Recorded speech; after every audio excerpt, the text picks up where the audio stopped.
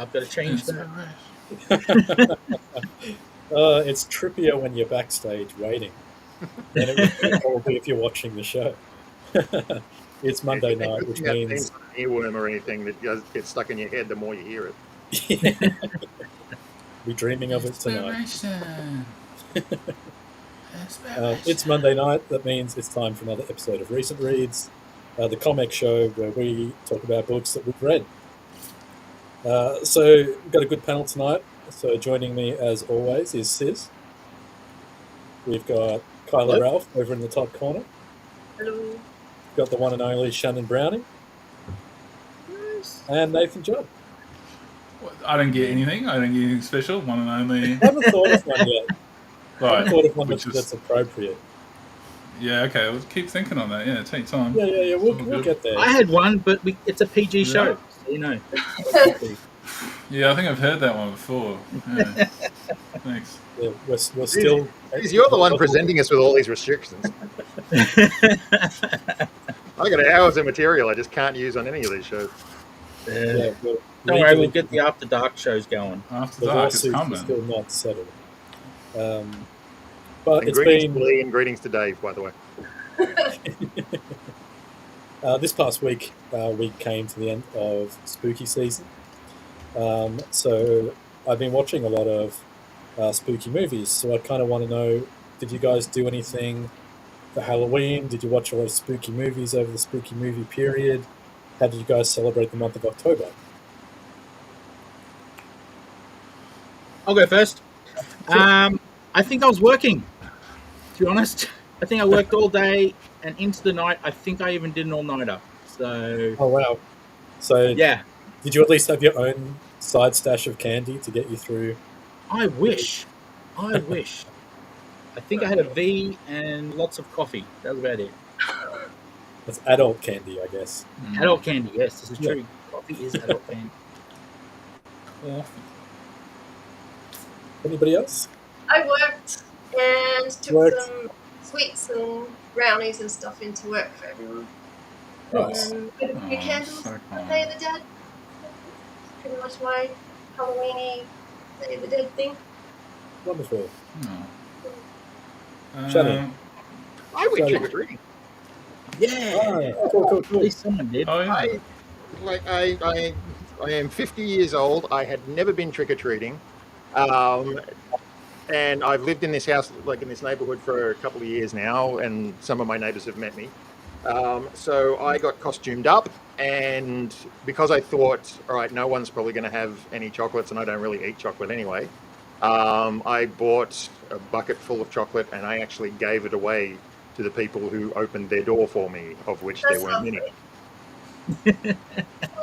So, yeah, I did that, and I cannot put into words how stupidly excited I was to be doing that.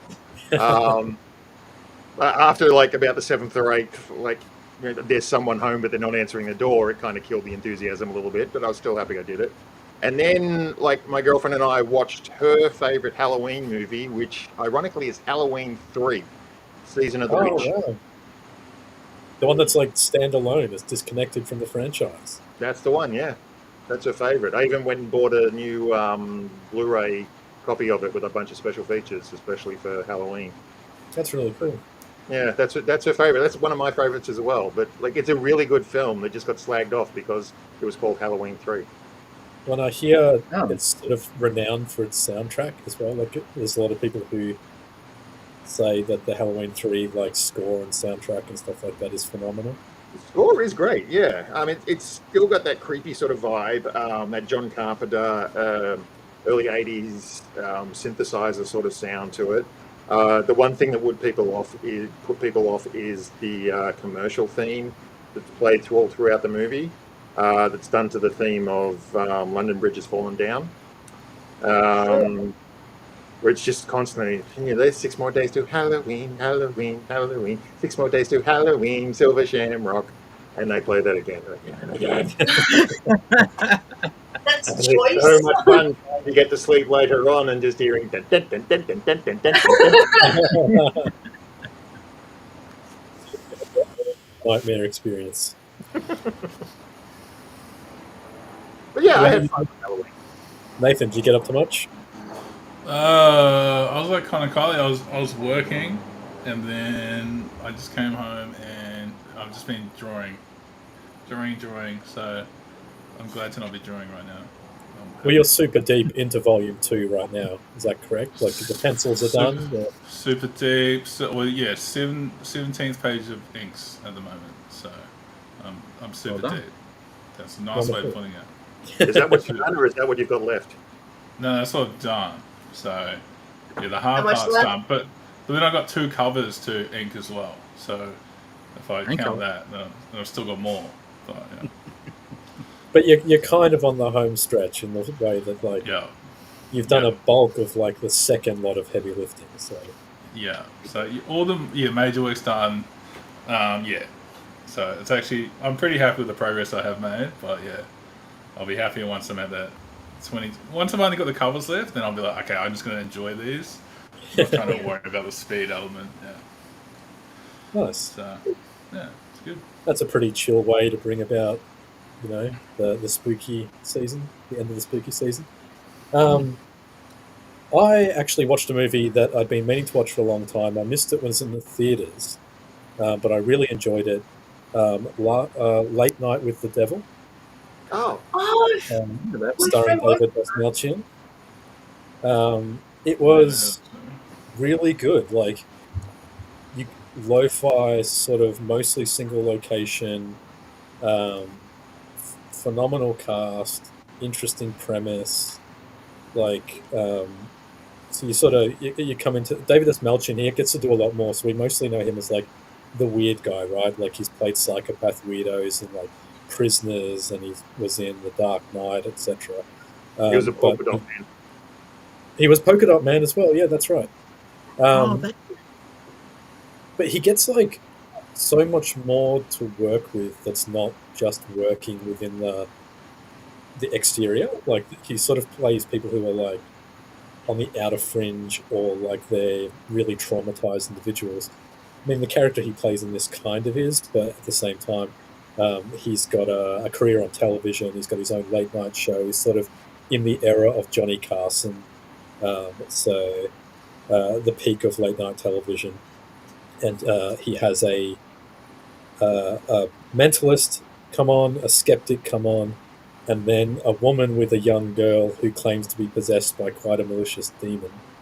And it's sort of, as the show goes on, it all sort of unfolds from there. But it was really well crafted. Like, I'm not entirely convinced that I like the ending. Like, it's fine. It doesn't spoil the movie. Like, it's that kind of lo-fi, a little bit art house, but not quite sort of low-budget horror movie. Yeah. But because they've gone single location, they've been able to make it look really nice. It's like really well styled. The sets are really good. The color grading on the film's excellent. But yeah, I recommend checking that out if anyone's interested. I think it is on It's on Netflix. Netflix or Binge. Netflix? Yeah. Netflix. Yeah, I'll check it. Yeah. really good. It's only about Yeah, I'll 90 watch minutes that or so out too, there. so it fits in your, I've got time to watch a quick movie sort of. It's not an all-nighter. Nice. Nice. Awesome. I thought it was going to be me, Joe Black. I was like, oh no, it's totally different. Yeah. And Dave Dye is giving us a little bit of trivia. Hey Dave, the legends are here. 31st of October is the anniversary of the charge of the Australian Light Horse Brigade at Beersheba in 1917. That's all that date means to me. Well, it's nice hearing all these stories of when you were a teenager, Dave, but we were talking about how Sheba. he's not on the show. He can't give me shit back. It sounds like a place that like doesn't even exist anymore. I don't even know where it is, but yeah, Beersheba, it's yeah. there. Lee Chalker in the Yeah. house. Everyone make sure you check out Tuesday night's episode of Chinwag. It's gonna be so good. One It's of gonna my be favourite Aussie creators, Paul Bedford, is going to be the guest on the show. Best known for his alternative graphic novel, The List. So check it out. He's done a episode of Chinwag before, and it was absolutely phenomenal. You don't want to miss it. Before we get started, we'd really appreciate it if you like, share, and subscribe, because it helps us grow the channel. And we've gone to FMOX, we've gone to a different streaming platform, a little bit nicer, a few more features than we had over at StreamYard. So your support allows us to do some interesting things and branch out in some interesting ways. So we really appreciate it. So I'm doing the plug for Sis. Oh, thank you, buddy. What I'm going to do as well is I'm going to press that studio button. Don't freak out. I think only person who can see this is Ryan. So yeah. It splits my screen into two screens that are mirrored to each other. So if you're not prepared for it, it's like you're having a stroke. Fun. How about we crack into tonight's reads? Is there anybody who wants to go first? What have you read this week?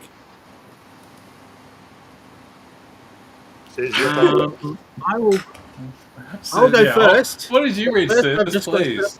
I can't wait. I want to see. Did you read it? I give up. While Sis is busy, I'm happy to go, I guess. Yeah.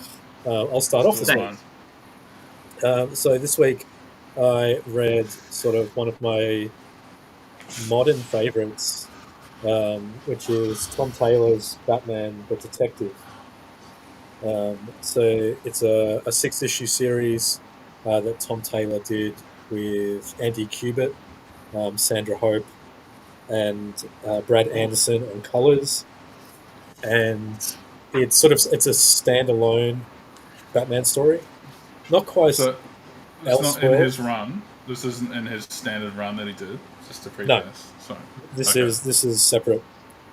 So sort of Batman is middle-aged, so we're not talking like Dark Knight Returns, but he's sort of significantly older than he's portrayed in most Batman comics, I guess. So maybe instead of being a guy in his mid-30s, he's a guy in his mid to late 40s in this one. And he's sort of beaten down because he's come to that sort of realization with a lot of reflection that I've been protecting the city a long time. I've saved a lot of people, but there's still people dying every day. Have I really made a difference? Because all that seems to have happened is everyone that I have ever loved or cared about has died. So that's sort of his realization of maybe where Batman is to him right now. Alfred has passed away. He's living in Wayne Manor all by himself. And sort of a terrorist attack takes place. This organization called Equilibrium, who dress in sort of all-white Batman costumes, destroy a passenger plane, killing everybody on board, and they leave a note for Batman. And it's one of the coolest premises, I think, for motivation. Like, I don't think it's a spoiler to reveal a little bit, because it changes as the story goes on. But Equilibrium, sort of a terrorist organization, has popped up, and they're only killing people that have been previously saved by Batman. Oh, that's right. So every killer has like a personal connection, and it ends up leading him to London. So he says goodbye to Gotham, and he goes to London, and he teams up again with Knight and Squire, and they end up leading him to Paris, where he once again sort of seeks a bit of help from Henry Ducard. So Henry Ducard is the master manhunter who basically taught Bruce Wayne in the comics sort of how to be a detective, like how to hunt and find people that don't want to be found. I know what this is, yeah. But the Ducard sort of... What's that? He's in the white suit, yeah? He's No. This is just a guy that he seeks out for help. But he's from like back in Batman canon. And Liam Neeson's version of Ra's al Ghul is kind of based on him a little bit as well. But like Henry Ducard used all the skills that he had to sort of become a little bit of a criminal, like hunting down and killing people for money, as opposed to Batman, who used his skills to like save people. But as it goes through, you learn more about why Equilibrium was doing this, and then the race to like stop them from doing something cataclysmic. But I really recommend it. Like, Andy Kubert is such a legendary creator, and he's still doing outstanding interior work. So it's kind of a joy to see him get like a full 6-issue solid run on Batman to like really make a mark. And there's so much Kubert in it, like the designs of the characters are all something where you can tell just by looking at them that Andy Kubert has had a huge like buy-in to like how everything specifically looks. And if you grew up reading all those like 90s comics like Silvestri and Jim Lee and Will Spataccio, so like the Image guys, but before Image when they were at Marvel and DC and having their epic runs on characters and whatnot, it kind of takes you back to that. I think Andy's always had a little bit more of a like some manga-ish elements, so I don't think his stylization has necessarily dated as much as like some of the other creators. So it still looks super crisp. Just trying to find a good page. Yeah, Andy was responsible for the like the first few storylines in Ultimate X-Men way back in the day. Oh wow! So the artwork in it is still top shelf.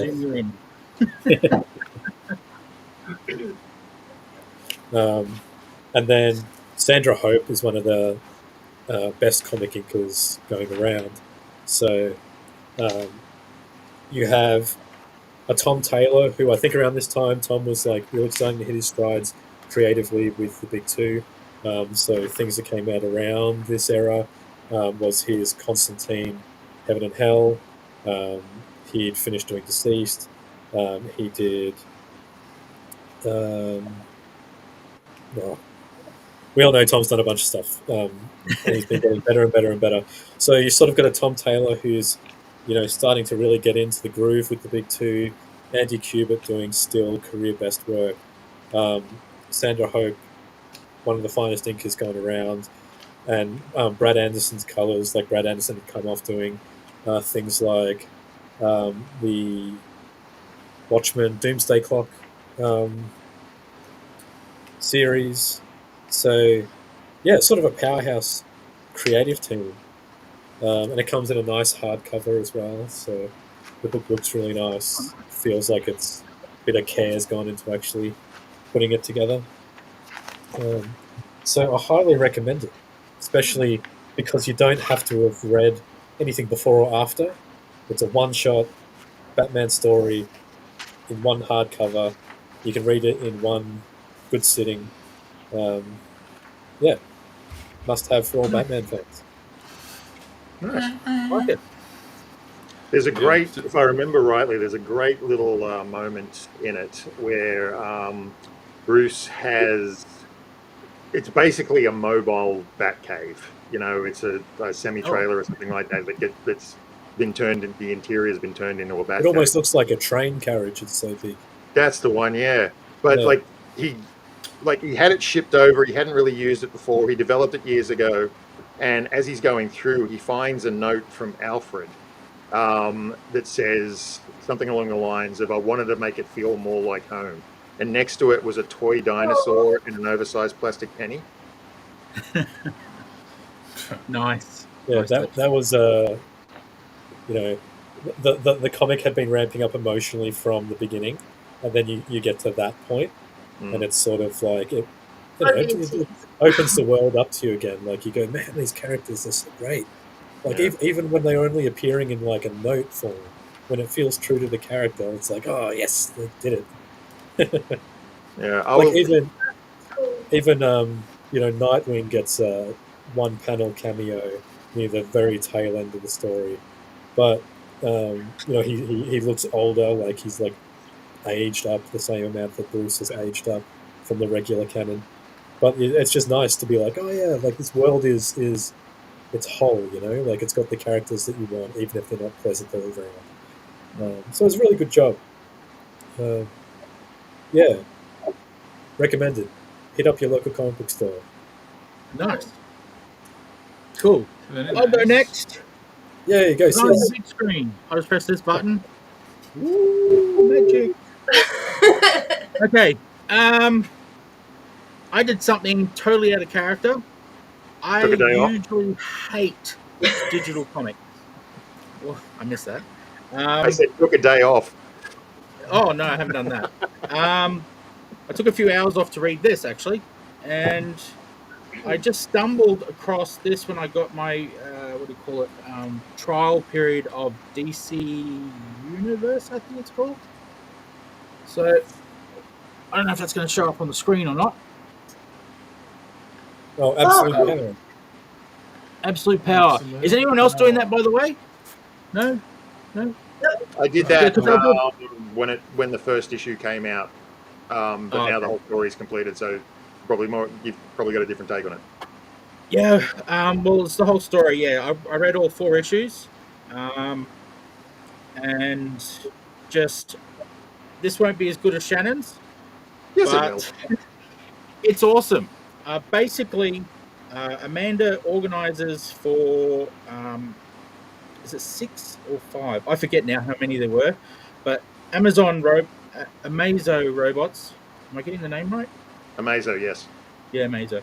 Yep. And they pretty much steal, rather than duplicating the powers of heroes, they steal them. So the opening scene, which is my favorite. Oh, it's Do you mean like D power? So So the D panel by power. panel. I can't show you. The hero? Sorry. You mean steal, but they physically depower the hero they stole it from? Yeah, depower the heroes. Yeah. Okay. Yeah.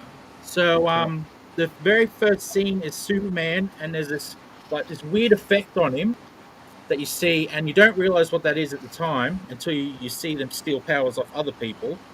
But what that is one of them stealing Superman's powers, and he is shot at just before that moment, and the bullets go straight through him, and then he falls because he can't fly anymore. So, and you're like, what the hell's going on? Because you don't know that his powers have just been stolen. All you know is bullets can hurt him, and he's falling, and yeah. So it starts with that, and it goes into then, I don't remember the order, but you end up finding out that Amanda Waller, however you pronounce her name, is pretty much organized this massive undertaking to get rid of all metahumans, pretty much. Or superheroes, I should say. She doesn't seem to have a problem with the criminals. It's just all the superheroes she's trying to take down. And I don't know how to describe this. I had it all in my head before, but now that I'm on the screen here, I'm forgetting everything. So basically, Superman and the remaining heroes who aren't captured all retreat to Superman's what's it called? Fortress of Solitude. Fortress of Solitude, thank you. See, I'm forgetting words now. They retreat to there, but they think they're safe there, and they're not. The Brainiac Queen gets in there. One of the Amazos who can go stealth mode now, thanks to stealing Martian Manhunter's powers, get in there, start stealing powers. So they end up needing to... I don't know if I should say what they end up doing, because that sort of spoils, I think, the second or third book. Because I read them all in consecutively, I've forgotten which one's which. Should I say what happened? No, I don't know how many haters. Stuff it. I'll say it. They end up having to blow up his Solitude Fortress thing to get away, to escape. And they escape to Schema, whatever. The mystery. And even then, they're found again, and this time they're found by Superman's son, who has been corrupted by the Brainiac Queen. You find that happens right at the beginning of issue 2. Pretty much just all this shit keeps happening until finally they get their wits about them and make their way back. I won't go into how it ends because that will sort of ruin the story. But I will say one thing: I only read the 4 miniseries, the 1, 2, 3, 4 miniseries. The problem with that was it ties into all these. It's a big crossover. So there was parts of the story they're talking about stuff, and I'm like, what are they talking about? So that was the only unfortunate part of just reading those 4. There were things where I sort of didn't. I just sort of went with it because I've read comics for a long time, and there's a lot of just going with the flow and finding out what the story is all about to it, that I just sort of ignored it and left it. Maybe I missed something earlier. Maybe I didn't read it close enough. But now I realize it's because all the tie-ins and the crossover and the what do you call them, the little mini series that went off it as well, that explains all those little details that I missed. But even though that happened, the 4 issues were still brilliant on their own. It was easy to ignore those little things because they were just little things. They weren't major. Like, you don't see how Superboy, for example, is corrupted. You just see that he is. And apparently that's covered in one of the other issues, which I didn't read.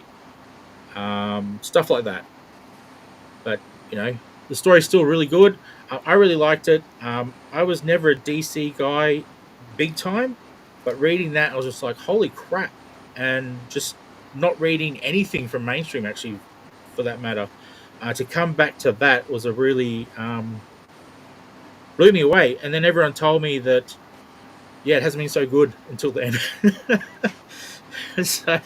So I was like, oh, okay. So I just fluked on the time when they did a really good crossover. Okay, cool. Miniseries, whatever you want to call it. Well, there is. I mean, my opinion, there is one series that DC is doing right now that's been like pretty exceptional all the way through. I can't remember what issue they're up to, but I think they're into potentially the 30s now, and that's Mark Waid's World's Finest. Yeah. So that's the Batman Superman book that's kind of got like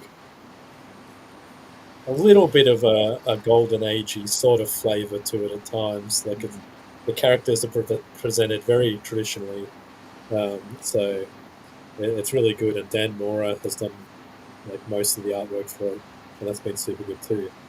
So I recommend that one, Sis. If you enjoyed, Mark Waid. That's who wrote this. Yeah. So same writer. And Dan Mora, I think Mora is the artist. Yeah. Oh, so same writer and artist on World's Finest as was on Absolute Power. So if you like that combo, hopefully you'll like World's Finest. Actually, I remember finding that out, but I forgot it till now. Yes.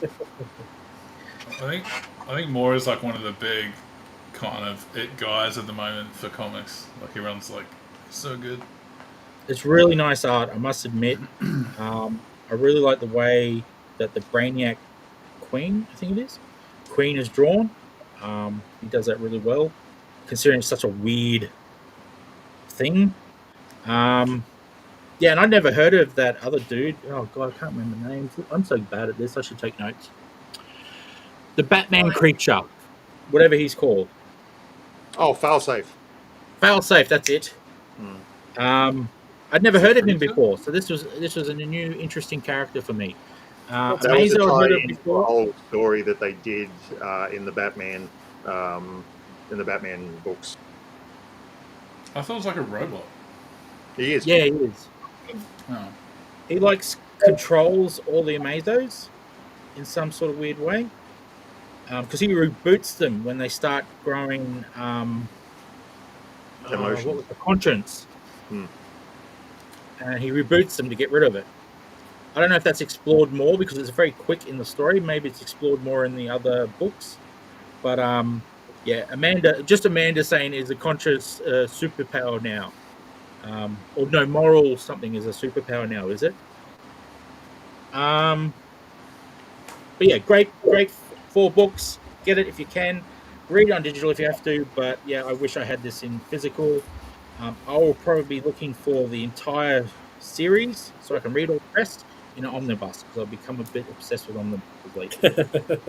So I was going to yeah, say, it probably won't be too long before they put it out in a omnibus, or at yeah. least like a deluxe hardcover sort of thing.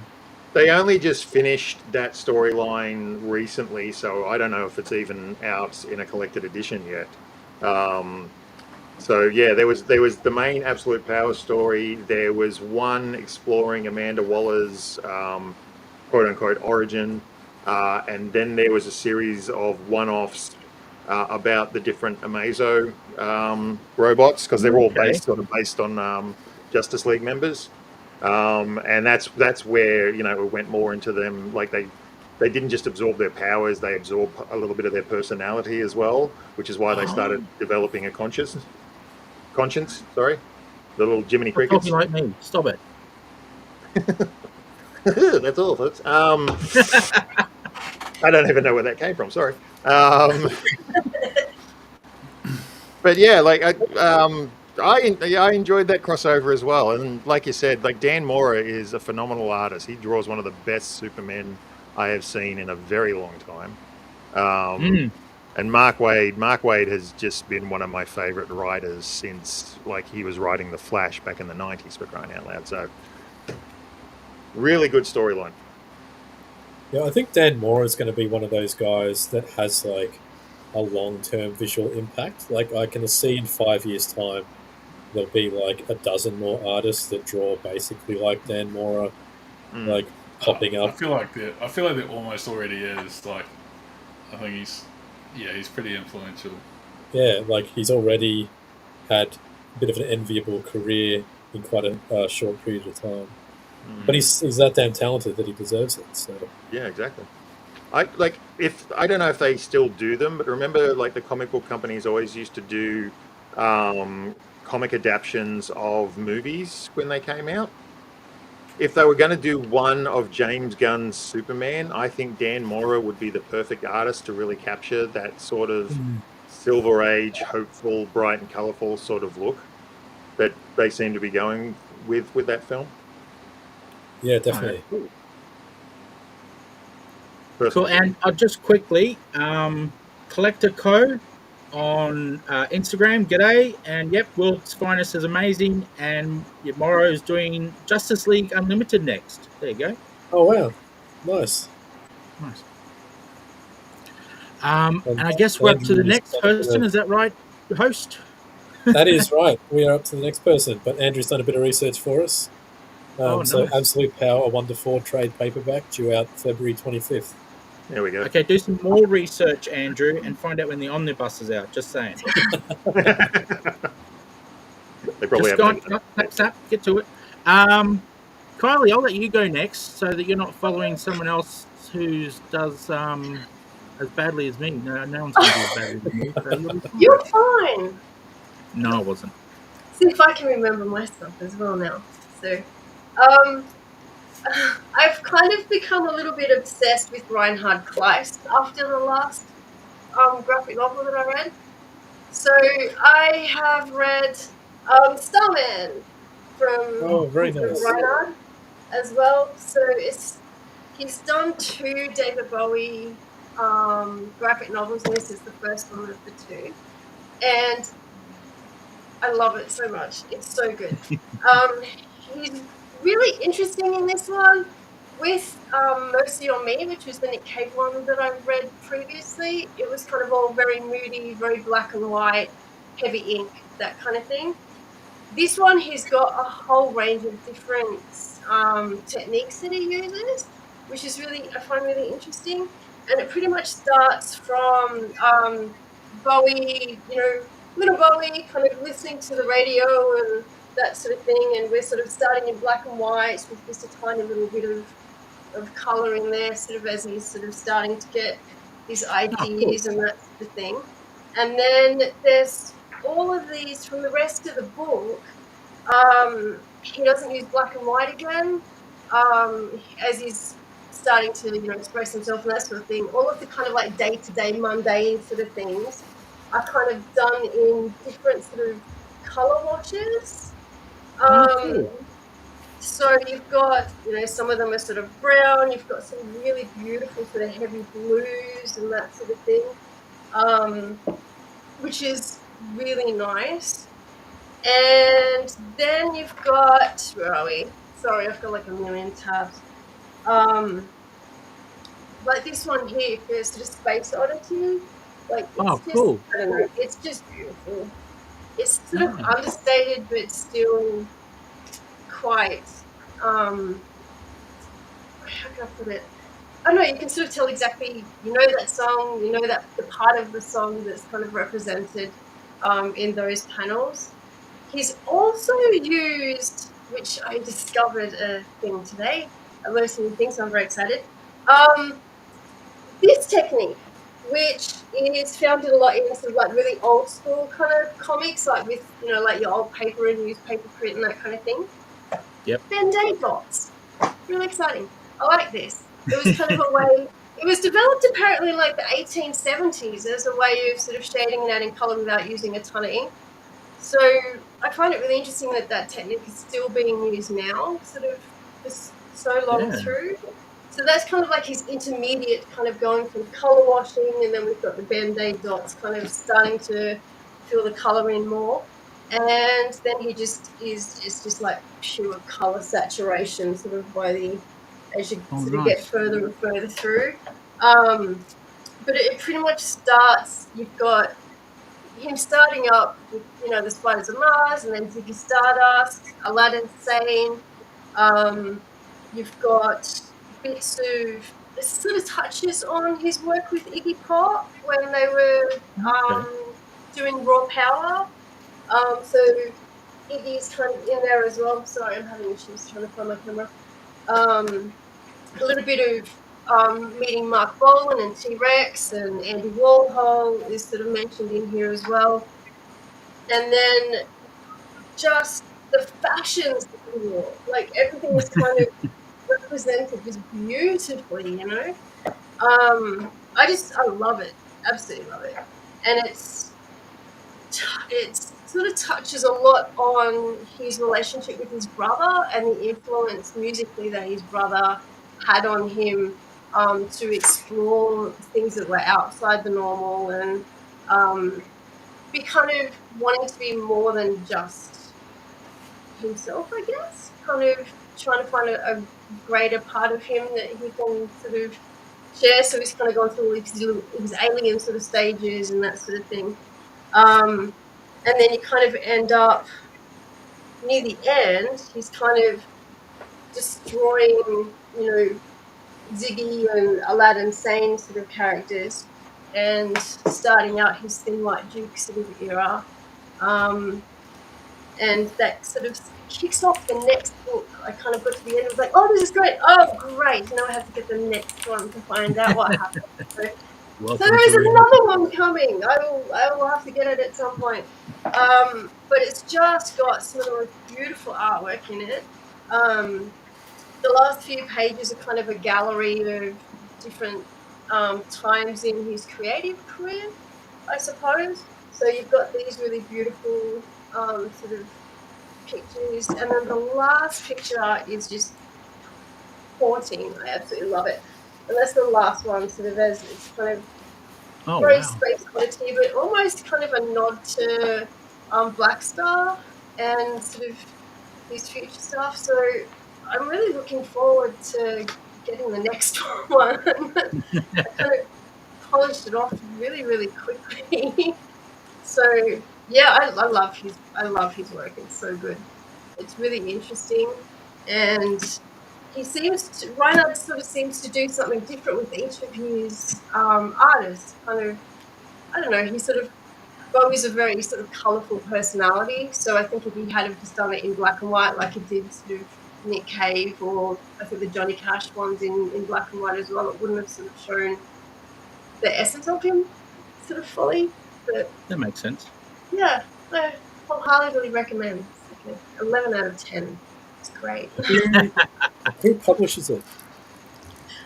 Reinhardt publishes it himself. Self-Made Hero.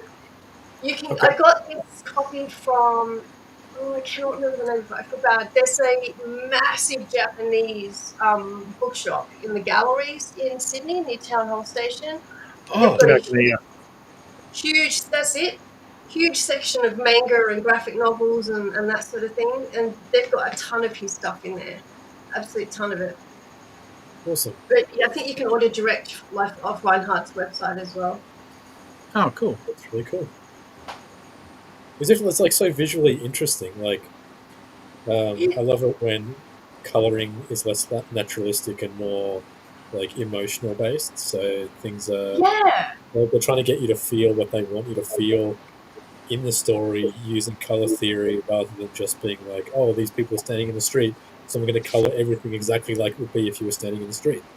Yeah, that's exactly right. And then the progression from, the sort of, this is him going about day to day talking to record execs and all the rest of it, and then it's like now he's on stage or now he's performing in front of people, and it's just like color.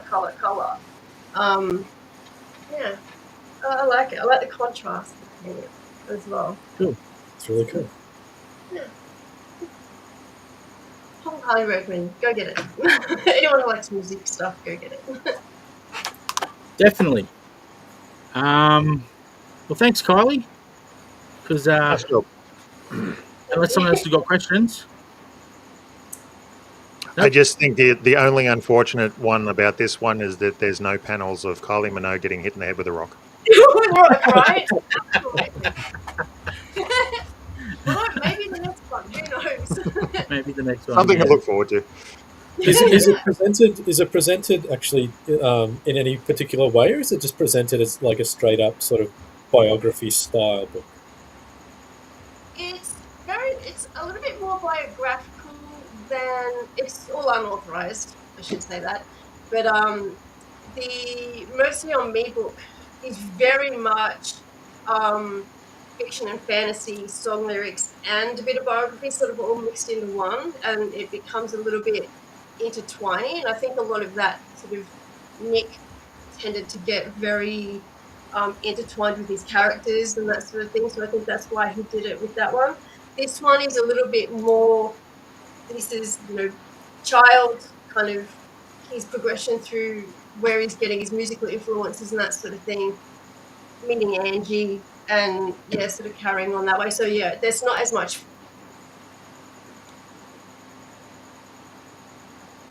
Uh-oh. Kylie, please. There she is. Wasn't sure if it was me or you, Kylie. I think we're still a little bit frozen. Yeah.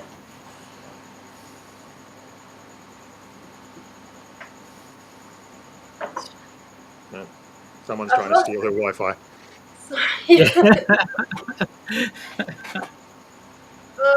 Oh yeah, you're right. Your signal's really weak.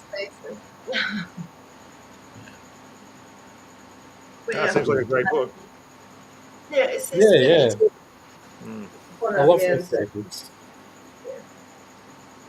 See, Kylie, a million times better than me. You say that. Oh no, it's true. Trust me, it's true. I didn't even remember half the name of my characters. Superman? Super who? Super doggy? Super male? What? Superman? We got Guys two, with the powers and abilities of a mid-sized car. we've got 2 reviews to go. Who wants And to we're go gonna next? pick on the guy who picked on me. Narrow it down. That? Me? I didn't click on it. I was like, I thought That could have gone either way. It really could have. It really could have. I feel like there's been like too much one-sided like DC propaganda tonight, so I went with Moon Knight. So this run is Warren Ellis and then an artist called Declan Shalvey. So I read this quite a few years ago before the show came out. I was like the early adopter of Moon Knight. I like to think I was like, yeah, Moon Knight was cool. Nobody knew him. I was on the ground level. Still 20 years after he was made. But we won't talk about that. But I was like, no one knows who he is. He was cool.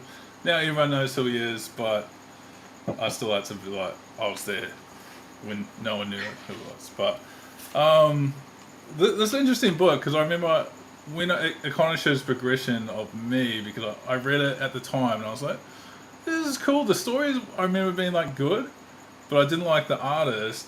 And now future me is like, I read this specifically because I really like this artist now, and I was like, this is like the best book. What the hell? And it's interesting to just reflect like on that bit of a journey where you like you look at things a little bit different as you kind of go on. But this book, it's 6 issues, and I reread it today. I was like, what am I going to read? I need something different. And I was like, oh, I'll just read one. And I finished the first one, and I'll just read another. And it was that good, I just read them all in a run. Something that was so entertaining. Like, Moon Knight is kind of like, I feel like most people know he is, but I kind of think it was like an inverted Batman, where he's obviously white in his suit because he wants the bad guys to see him coming because he's just kind of antagonistic, and there's no holds barred, so he can happily kill people if he wants to. So he doesn't fit in with the Avengers or anything like that. He really doesn't fit in with the show. That I think they took the superficial kind of elements of him. I wasn't a big fan of the show. A lot of other people were, so I'll give them that. But I just think he's kind of a little bit too crazy to like fully adapt it, unless it's like a really kind of brutal show that's like rated R. This particular trade, it covers the Mr. Knight character, isn't it? Like it's it's focused on him. There's a couple times where they kind of view the suits as like his egos. Like he's Mr. Knight the whole time, but yeah, he changes in the different issues. He does change a little bit between the suits for the specializations, but mainly it's focused on Mr. Knight. So this is where I'm not sure if he was the first one to come up with the Mr. Knight suit or how much that existed beforehand. Because I knew him. God, trying to get a good. There you go. There we go. Because when I first saw him, it was like the David Finch, the super crazy looking suit, which I don't think is probably not a good example here for a while, because I didn't plan it out. But it does focus on him. So I like the suit, and they specifically did it in this book, where it's kind of like in Red Sonja, where the only red that's on a page will be Red Sonja's hair. He's white. He's the only white thing on the page. So his whole suit is white, and they don't put any grey tones, any shading or anything on it. He's literally like stark white on a fully coloured page on everything. So I thought that was kind of an interesting take on it. The setup is pretty much, it's not really, it has a little bit of a disclaimer on his background, like, he's Khonshu, he's like the disciple of a god, so he's imbued with these powers, but he's also kind of crazy. He has split personalities, so that's what makes him kind of unique, and you never really know like what is real with him, and I think that's an interesting aspect. Like personally, I don't care, because it's the best storytelling format, because you don't have to worry about reality. And then I haven't read tons of Warren Ellis, but this guy, from what I have read, is like super crazy and knows way too much stuff about stuff that is just crazy, and then puts it into his writing. And if you read it like mushrooms and how psychedelics and stuff would affect you, and I reckon he reads it and goes, yeah, I'm putting that into the story, and then boom, and he's up in Moon Knight. And I thought it was going to be like most comics now I expect it to be like an ongoing, like there'd be a 5 connected, like a big long story. No, this is pretty much individual stories, but number 1 and number 6 connect. But in between them, it's pretty much a unique story.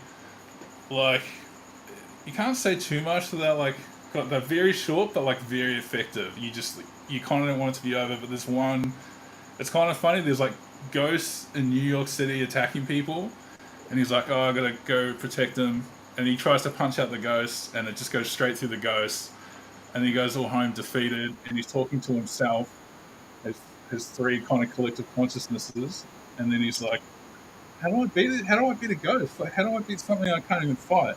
And then Khonshu is like, well, you've collected different pieces of armor, how do you beat something that's dead? with something that's dead. So he like goes rummaging into his little storage and he pulls out like all these kind of bone armor pieces and then goes back, and then because comics he can smash out the ghosts. And I was like, yeah, I'm stealing that. that was pretty cool. Like it's kind of interesting stories like that where you're just like, okay, I never would have saw that coming, but it was pretty funny. And then you read the next issue and there'll be someone like sitting on the train with a newspaper, and it will have the headline like "Ghosts in New York City," like attacking people. So there's kind of like little references in there. It is very brutal in what he does to people. So it's a little bit gory. Like he actually kills people, and he has no qualms about it. So it's not like Batman. He's like, I'm going to punch you, but you're still technically going to be alive. You might be in hospital for the rest of your life, but you're still alive. So there's no issues like that. If he thinks someone has to die to make the world a better place, to be safer, they're dead. And, I'm sure it can change on who the writer is, but the way that Warren Ellis writes them, these people aren't coming back.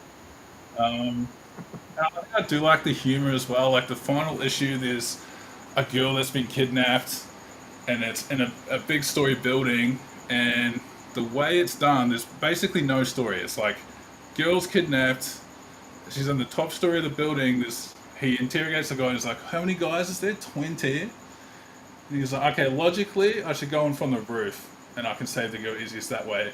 And instantly, next panel, he's like sitting down on the ground floor looking up at all the things, and he's like holding 2 bats. And he's like, all right, let's go.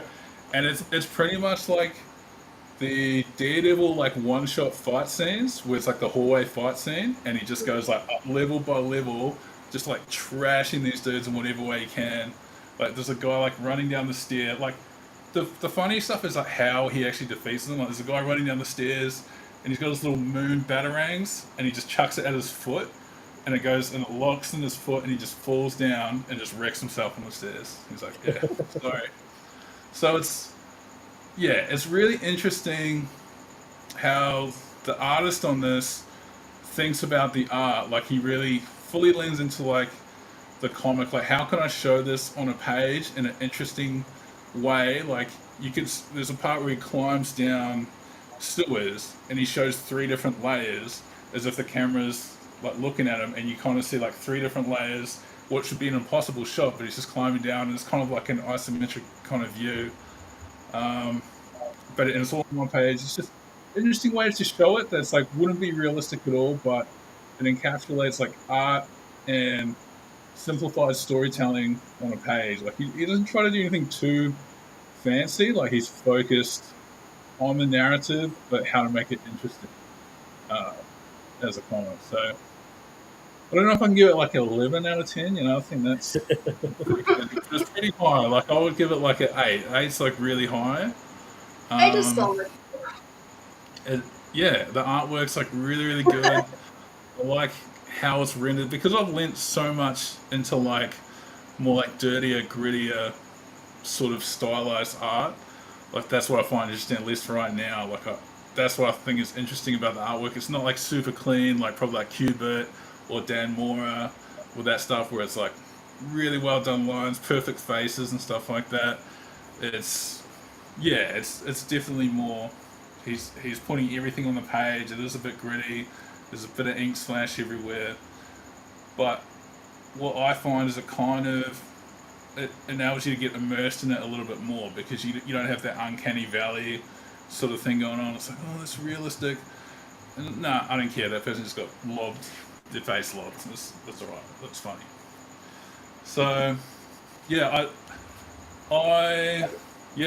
I loved it. I don't know if Ellis, I don't know how long he stays on the run.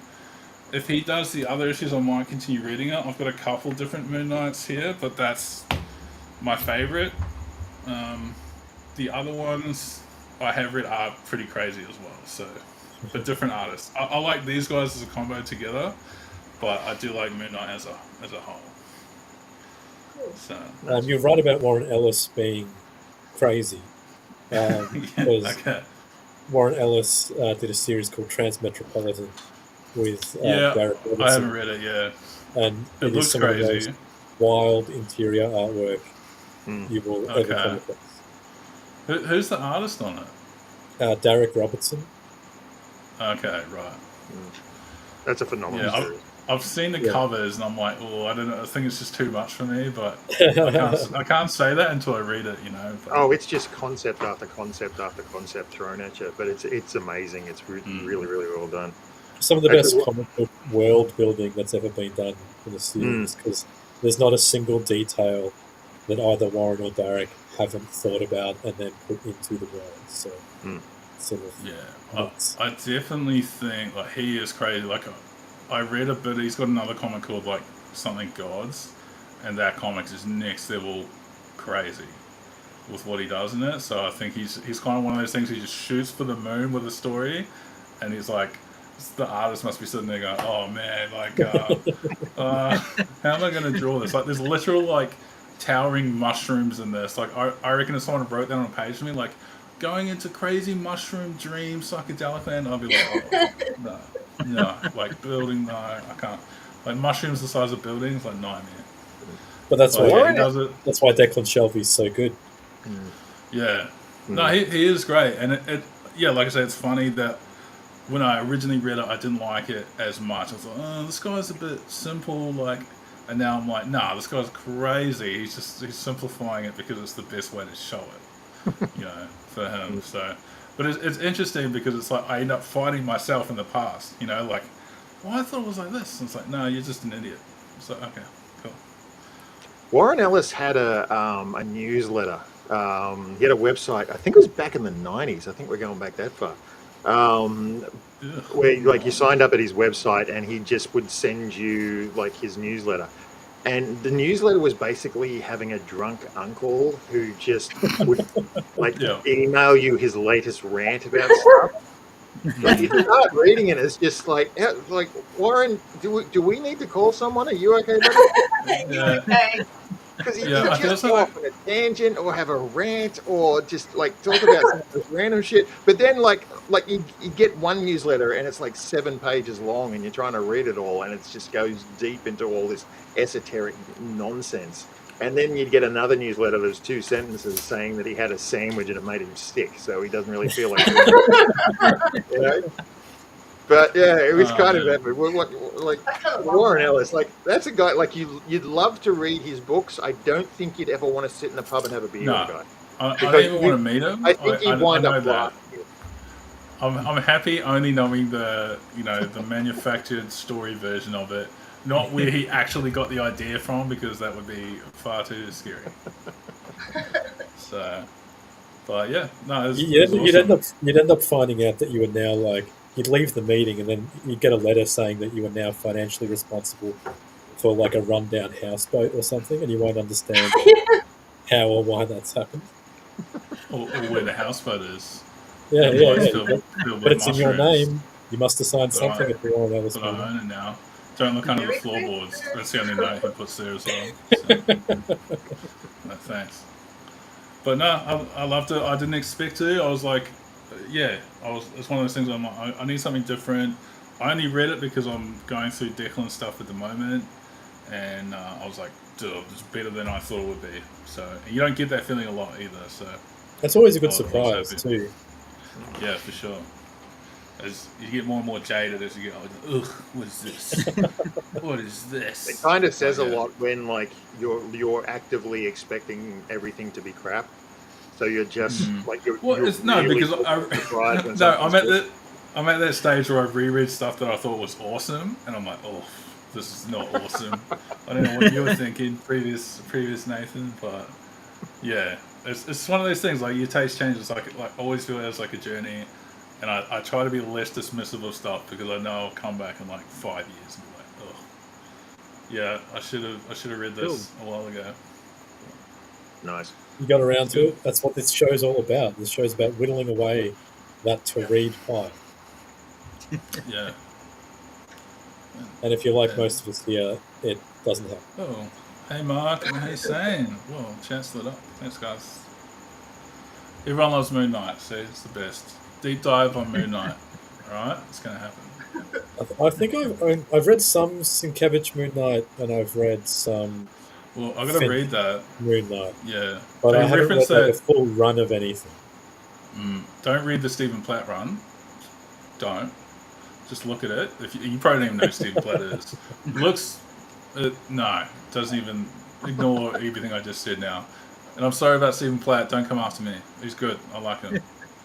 Okay, next review before I talk myself into a hole. Okay. Thanks for sharing with us. Shannon, Oh, it's me now. what's been in front of the eyeballs this week? Well, first of all, I just want to reiterate the fact that I really have no desire to see Kylie Minogue hit in the head with a rock. I actually quite like Kylie Minogue. I mean, like that's kind of my hall pass sort of thing. Like she comes along, Ashley's out the door. But like, yeah, no, not just sitting around in my room, just like polishing my axe and waiting for Kylie Minogue to hit. Okay. Yes, if anything happens right now, if any news comes out, we'd just like to know that Shannon is here with us live. There you go. Yeah, the chances that I will ever get in a situation close enough to Kylie Minogue to do anything to her is like none.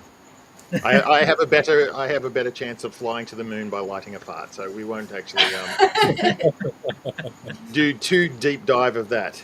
I think it's kind of ironic that Nathan was complaining about all the DC stuff that we had because, screw you, Nathan, more DC. Okay, screw you. I love Green Arrow, so actually. What Green Arrow is that, by the way? This, very specific Green Arrow story. This is Quiver, which was written by Kevin Smith. And it's the one that actually resurrected Oliver Queen after being dead for the majority of the 90s. Now, I have a little bit of a complicated relationship with Kevin Smith. I think anybody who's around the same age as me, I hope your back's not hurting, but it is. like I was a year younger than the characters in his Clerks film. I saw Clerks. Somebody had handed me a VHS copy of that when I was 23 or 22 or something like that, and I watched it and pretty much instantly became a Kevin Smith fan. And of course, like during the 90s, maybe a little bit in the 2000s, but definitely during the 90s, Kevin Smith was sort of the ideal that guys like me held up. Like he was a filmmaker. He made like these independent films about guys talking about movies and Star Wars and that sort of thing. He put all these comic book references into his films. He was a fan as well, so you would like hear him talking about it in his what are they called? He did his live speeches to people and live DVDs and that sort of thing. And whenever he was talking in interviews and stuff like that, like this was a fan that got through the glass door and he got into the industry, and it was all by his own force of will as well. So as a kid, like, as a 20-something-year-old guy who like loved comics and loved movies and wanted to be a filmmaker and wanted to draw comics and that sort of thing, Kevin Smith was the guy that you sort of held up pretty much on a pedestal. These days, I won't go in it too much, but I feel like Kevin Smith is a man who is both his talent and his laziness are in like extreme and like very equal parts. But his laziness has been far outreaching his talent recently. And I get into arguments, people. It's just like, oh, he can make whatever he wants. He's like an adult. He lives his life the way he wants. Yeah, sure. Like, absolutely.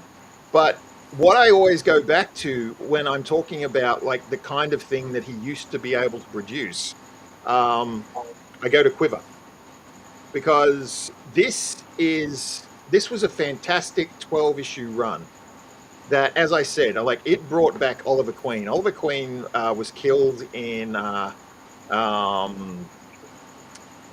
plane explosion or something like that, if I remember rightly. And then for the 90s, his illegitimate son, Connor Hawke, had become Green Arrow for the longest time. So I think this came out early 2000s, give or take. But the story he chose to tell, it wasn't just like, oh, we're going to just pull him out of time, or we're just going to, like, you know, do some magic Constantine bubble thing, and, oh, look, here's Green Arrow. He's exactly the way he was before. On with everything, and we'll pretend that nothing really ever happened. He was just here the whole time. Not at all. Like, the way they bring him back was, it was during the Darkest Night crossover where Hal Jordan was still Parallax and a bad guy, and he was sacrificing. He had all this power, and he was sacrificing himself to save the world. But before he did, Superman still had a little bit of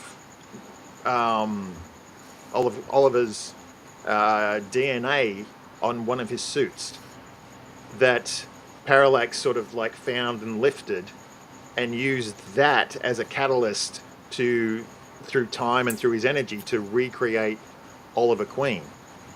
Oh, wow. But he couldn't get Oliver's soul. So, first of all, so this version of Oliver Queen was a much earlier version of Oliver Queen. I think there was a famous storyline where Oliver killed someone for the first time. I think it was like him and Black Canary. I've got it somewhere. I can't remember what the name of the story was. But they got a version of Green Arrow, of Oliver Queen, before he killed someone, so before he was tainted by his past. And sorry, I was distracted by one of the comments. So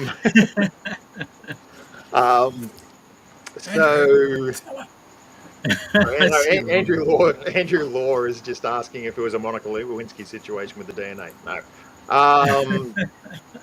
But so Green Arrow, not only is he like, he doesn't know where the world is up to, he's like reacting to that sort of thing, but as it turns out, because he is what is known as a husk, or a soulless body, there's all these entities and demons and stuff like that who are trying to get their hands on him so they can have a physical body on the earthly plane and go on and do all their mischief and stuff, that sort of thing. And like, yeah, there are cameos. There's cameos from Batman. There's cameos from Hal Jordan. Hal Jordan was the Spectre at the time as well. There's a cameo from Superman, and it leads to finally, I think this version of Oliver somehow communes with his own soul, which is in the afterlife, and convinces the soul to re-enter the body, and they become Oliver Queen again. Like it is a complicated story, but it all works, and it works really, really well. And yeah, and it's like, and so you, like, I know we're trying to be positive on the show, but this is why I get so angry with some of Kevin Smith's work nowadays, because he phones it in so badly. You know, he's so afraid of doing the wrong thing or being criticized or something like that he doesn't really try. But even when he's not trying, he does some incredible stuff. Like, it's in a minute in between all the dick and fart jokes, but it's there. I think it depends on the character with Kevin Smith, because I agree that he did a great job with Green Arrow, but then personally, I wasn't a fan of either The Widening Gyre or Cacophony, like his two Batman books. Yeah. I thought they were quite poor. I 100% agree with that. Like, he did those 3 Batman books, and they're some of the worst Batman stories you'll ever read. Like, they're horrible, sort of thing. And that was more in his, like, I've given up trying sort of thing. Now I'm a stoner and I'm just doing what's funny and that sort of thing. Like, he did Green Arrow at the same time as he did that Daredevil run for Marvel, which was the one where Mysterio killed himself. Mysterio was the villain, the behind-the-scenes villain of that storyline. And once again, like that storyline, these are two characters that up to that point I'd never given a shit about. I never really cared about Green Arrow. Sorry, Nathan. And I'd never really cared about Daredevil up to that point as well. And Daredevil. Oh, get out, hater. Hater. But any boots on the ground character that you do like? No. boots on the ground character. Yeah. But maybe that's like because they were the underdog characters, is why Kevin Smith was able to write them the way that he did, as opposed to the big tentpole characters. Yeah, I'm sure there are, mate. I couldn't list them at the time. At the time I was a massive DC fan as well. I think you only like characters that can fly. I think it's you. Oh, I like Batman. I like Plastic Man. He can't fly. He flies. I like Blue Beetle. I like Booster Gold. Flies. I'll wait. I'm gonna wait. Keep going, please. Superman. You know what? It's like I like what I like. You like what I like. You know what? I think Moon Knight sucks. I'm kidding. I don't care about Moon Knight at all. That's okay. You care so little you don't even have an opinion. I think the costume in the TV show was great. But back to what I was talking about.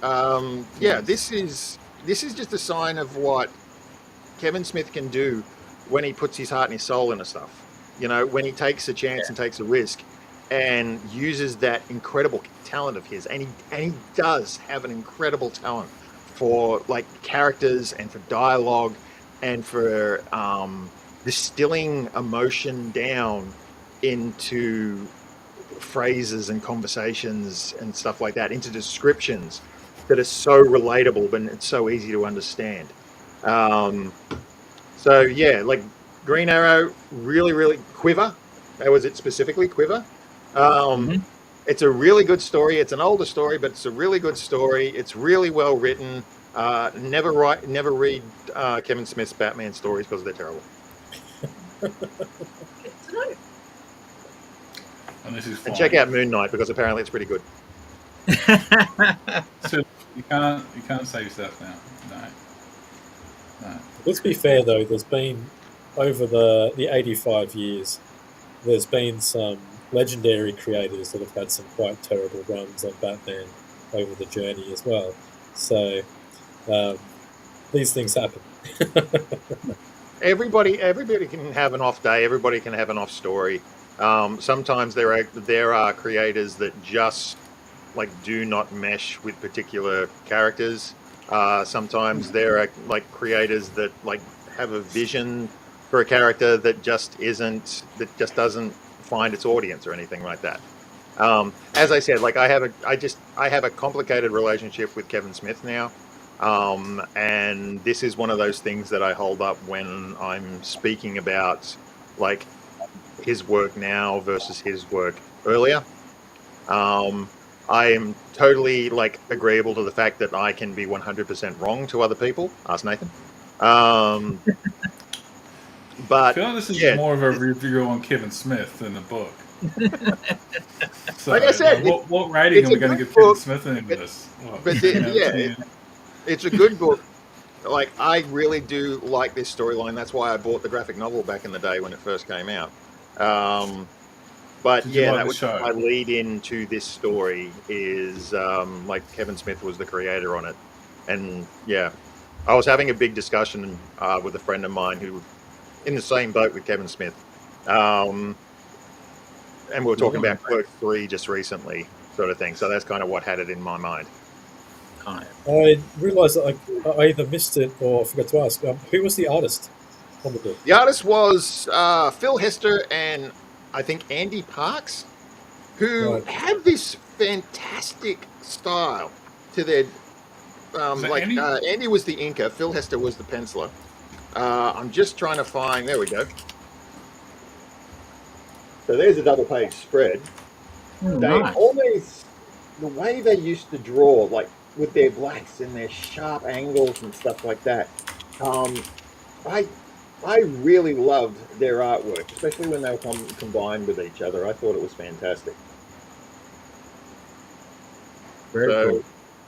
Like Phil Hester worked on a few books around that period of time. He was getting quite a bit of work. I unfortunately cannot bring another one to mind. I do remember him working on other projects though. I don't know if Andy Parks was his inker for all of that. I get the feeling Phil Hester was one of those people that, because of his art style, you needed a very specific inker to work with him. And if you had an inker that didn't really understand his style or didn't get it, then all of a sudden his artwork looked terrible, which is unfair. Oh. Oh yeah, and all the covers were painted by Matt Wagner, who created, if I remember rightly, Mage, I think, which was a retelling of King Arthur in modern times. That was another book from the 90s that was kind of huge at the time. I don't really hear a lot about anymore. He also did Grendel, which was huge. Matt Wagner did Grendel? Is that what I'm thinking about? I apologize. I think it's Grendel that he was renowned for. Now let me just see if I can get you both on the same screen. You can fight it out. Hang on, I don't know. Fuck. Yeah, first of all, there's nobody talks about ComX. The fight's after the show. Yeah, Grendel. He started independently publishing, doing it in 1982. Yeah. So, well, I apologise. Who did Mage then? I'm going to have to look that up. Yeah, Grendel. Well, maybe he did Mage as well. Hmm. I mean, he's been around for ever. Oh, there you go. He did both. He did both. Well, thank you, Andrew.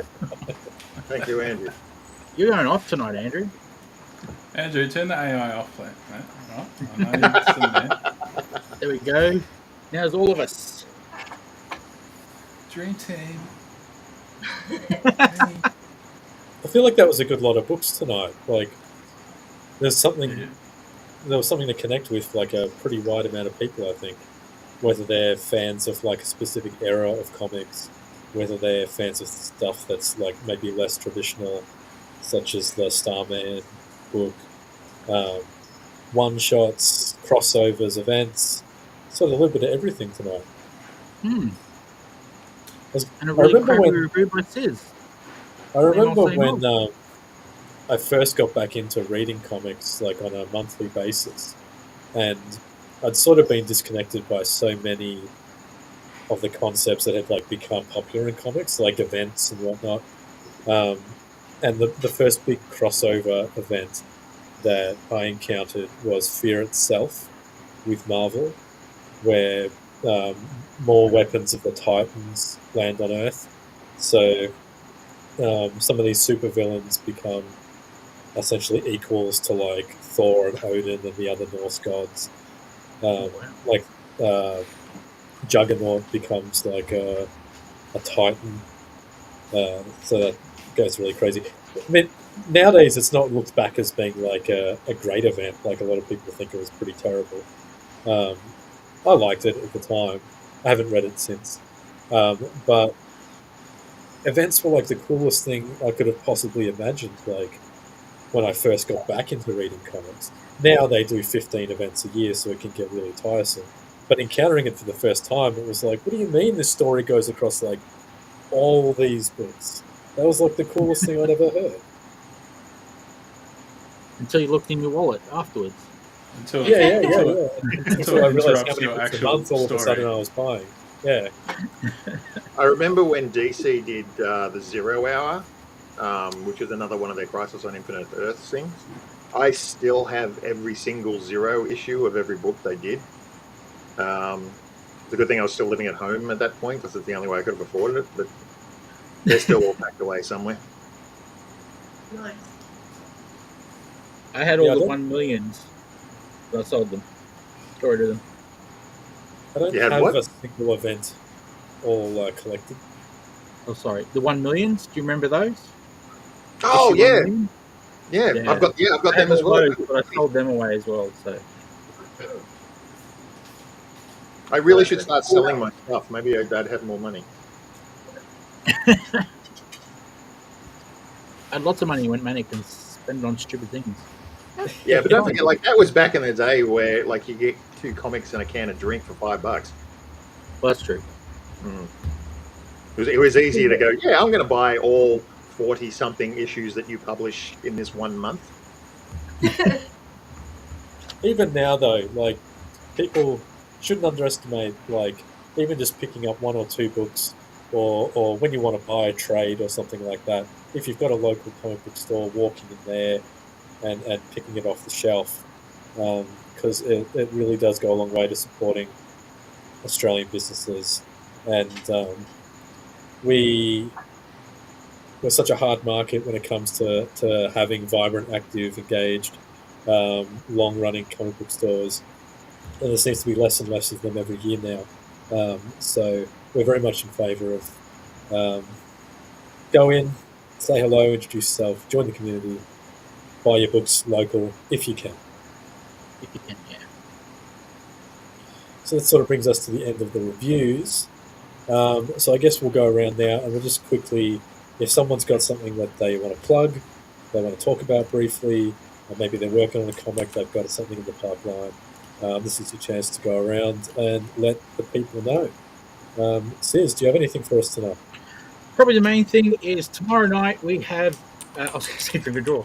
Tomorrow night we've got Chinwag. Tuesday Chinwag with Lee Chalker is back. He is talking or chatting or chinwagging, whatever you want to say, with Paul Bradford. God, I hope I got that name right. Paul Bedford. Bedford. Oh, I keep doing that. Sorry, dude. Sorry, Paul. And yeah, so that'll be a very interesting chat, a very long one, I'm guessing as well. So, and that's the last for the year. So it's your last Chinwag for the year. So Going out in the bank this year. Yeah. Yeah, big one, I think. So that's the main thing. Oh, and Drink and Draw this week is droids, Star Wars droids. From any source, book, comic, movie, that is a very, very cool movie, topic. The things they call movies, whatever. It's already given me an idea, and I'm just going to run with it. Awesome. Kylie, do you have anything that you want to talk about tonight? No, not really. Not really. Watch this space, essentially. Watch this space? Plans in the works, but yeah, it'll be a little bit before it's finalized. That's okay. These things got to simmer. They're going to take as long as they take. Mm-hmm. Shannon, you got anything for us tonight? Oh, no, not a goddamn thing, unfortunately. No, that's okay. You're too tuckered out from trick-or-treating with the kiddies. Well, I painted one of the walls in my house over the last couple of days, which was exhausting, but it looks fantastic. A few little glitches that I didn't realize, like problems you would have from painting a wall that I did, but it's now got what my girlfriend calls personality, and I refer to as mistakes. So I did that, and I'm working on a third draft of my Chicken Man screenplay at the moment. I'm trying to cut 25 pages out of it so I can enter it into festivals. Very cool. That's not going to happen anytime soon. You'll have to keep us updated anyway. I will. Yeah, I'm still very proud of that screenplay. It took me, excuse me, yeah, it took me like 23 years to write, so I was thrilled I got to the end of it, and I've sent it out to a bunch of people to read and got a lot of very positive feedback, which is great. But yeah, now I kind of want to get it out into industry people and see what they think. But yeah, I've got to write a much tighter version of it, and I don't know how to do that just yet. But we'll see how we go. Excellent. Nathan, we know you've been busy. You've been sort of deep in the issue 2 trenches. Deep in the issue 2. Yeah. So I'm doing the last of the inks on issue 2 of 3 Hollow. I know a lot of the guys here have probably read it already. It just hit over 6,000 views like last week or so. So it's a pretty cool milestone just that people have taken interest and read it. The issue 2 probably going to be doing a Kickstarter for. Once it's all finalised, we're getting a lot more details out, but pretty stoked with how it's looking, and where the story is actually going with it. So I think a lot of people are going to be surprised. It is a very grounded story. It's definitely character focused, and issue 2 is going to explore those characters a lot more than the first one. So I'm keen for you guys to look at it and read it. But I'll post a link for issue 1. You guys can check it out. Do you have an approximate date in mind when you're hoping to get it all wrapped up? I don't know. I have to talk to Sis. So I don't want to say anything and promise it. I don't know what the back end stuff's going to look like, so I don't want to say anything yet. So everyone will just have to watch the space. I know when I'm going to have it done, but I don't know when everything else is going to go through. If that makes sense. Yep. Well, if people follow the ComX socials, they'll be able to keep up to date with everything that's going on. If you look at Nathan's screen name there, it's at Nadius Art. That is his Instagram handle as well. So you can jump on there and follow the progress. Does it feel good? Does it feel exciting to be getting issue 2 down? Yeah, it feels good. Like I'm more excited about the story than anything else. Like I'm excited what I've done like with the characters, and how different it's going to be from issue 1. And yeah, like I can see the progress in it and how it's looking. So yeah, I am excited. Yeah, I think more so once I got the covers and stuff. Once I can see that, I'll be stoked. But yeah, it's definitely coming together, and I'm on that home stretch, so that feels good. Because it's just a lot of work to even get to this point. So you feel like, ooh, yeah, that's good. And I was watching the stream the other night, and I can assure everyone there are still abs. There's still topless men. There's still some naked dudes. Well, one naked dude. At least one naked dude. I'll promise. Every issue, naked guy. Okay. Yeah, but it's done in a weird Wally kind of style. So you have to actually like look around and see if you can find the naked guy. Nah, man. Taking up the whole page, right? You're going to be right in Progressively there, more right? full frontal 2-page leading spread. into the final issue. It's kind of like it's Game of Thrones season 1. We're just going all in, everything. Yeah, just as long as you don't decide to make it a pop-up book, we're good. That could be the Kickstarter like reward. This should give me ideas. Yeah, it's nice. That's a good one. Holographic, where it's like. Yeah. I suppose I'm going to just talk a little bit about something that's happening this week in Brisbane, which is Supernova Expo, for those watching who may or may not know. So Supernova is happening in Brisbane again. I believe it's Friday, Saturday and Sunday for show number 100 in their calendar of shows. So if you're a comics fan, Roy Thomas is going to be there. A whole range of Australian creators are going to be there as well, from your indie through to your professional. And for the first time in Brisbane as well, if you're a comics collector, you'll be able to submit your books to CGC on site through Grail Hunters Australia. So for the first time, we're offering, Grail Hunters is offering CGC signature series books at an Australian show. So head to Grail Hunters, ask Neville all the questions about what you need to do, and they will be happy to look after you. But it's pretty cool. It's sort of bringing us in line with some of the other major cons that happen overseas now, where they've got the representation of those sort of companies. The first one that they did was Sydney this year with Art Germ, and it was hugely successful. So I imagine with Roy Thomas and his incredible library of work that Brisbane is going to be even bigger again. So head along and enjoy the weekend. Sounds great. And like always, like, share, subscribe, help us grow the channel. But most importantly, we appreciate you watching. So we hope that you'll join us again next week. Thanks, guys. And this is the part where we awkwardly wave for ages because we don't know when it's going to actually cut out. So let's give it a go. Good night, everyone. Woo!